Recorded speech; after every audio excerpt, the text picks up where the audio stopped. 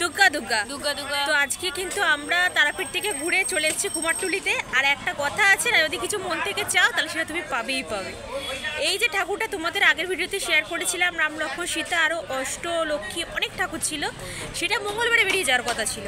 আজকে হচ্ছে বৃহস্পতিবার, আজকে কিন্তু কুমারটুলি থেকে সেই সমস্ত ঠাকুর বেরোচ্ছে। চলো স্কিপ না করে ভিডিওটা দেখতে থাকো আর সঙ্গে।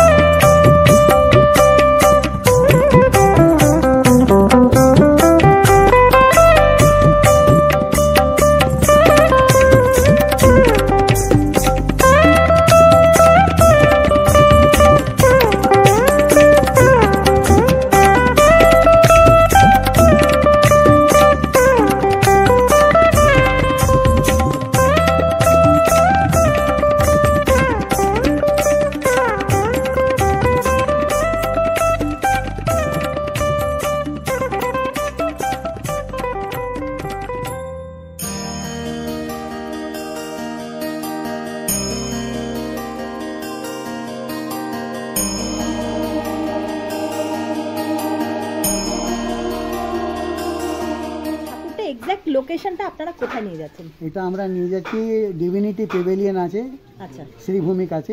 আমাদের একটা রামকথার আয়োজন হচ্ছে। আচ্ছা গিরিশানন্দজি মহারাজ আমাদের বৃন্দাবন থেকে এসছেন, উনি আমাদের রামকথার আয়োজন করবেন, আর রামকথা বলবেন। ওনারই ওখানে এটা সাজানো হবে। রাম দরবার আছে, এটা ইনি অগ্রসেনজি মহারাজ। আমরা মহারাজা অগ্রসেন ধাম থেকে আছি। আমাদের মহারাজা অগ্রসেন ধাম আমাদের বাগনানে খুব বড় একটা এনজিও হচ্ছে। ওখানে আমাদের অলরেডি 6খানা প্রকল্প চলছে। মেডিকেল আমরা চালাচ্ছি, চোখের চালাচ্ছি, লিম্ফ ফিম্প লাগাই। আমরা এরকম করে খুব সেবার কাজ করি। ওই সেবার মাধ্যমে একটা রামকথার আমাদের আয়োজন হয়েছে, সেখানে এই মূর্তিগুলো সব যাচ্ছে। আচ্ছা, ইনি হচ্ছেন মহারাজা অগ্রসেন। হ্যাঁ। আচ্ছা, ওখানে যে অতগুলো মহালক্ষ্মী, হ্যাঁ, আচ্ছা ওই যে অনেক হাতের যে 8 হাতের, মানে ওগুলোকে কি বলে? এটা অষ্টলক্ষ্মী বলে। অষ্টলক্ষ্মী আছে, 8খানা রূপ আছে। মা লক্ষ্মীর 8খানা রূপ আছে। ওই মা অ্যাকচুয়ালি আমাদের অগ্রসেন মহারাজ আমাদের যিনি আছেন, ওনার মানে মেন আরাধ্য দেব হচ্ছে লক্ষ্মী।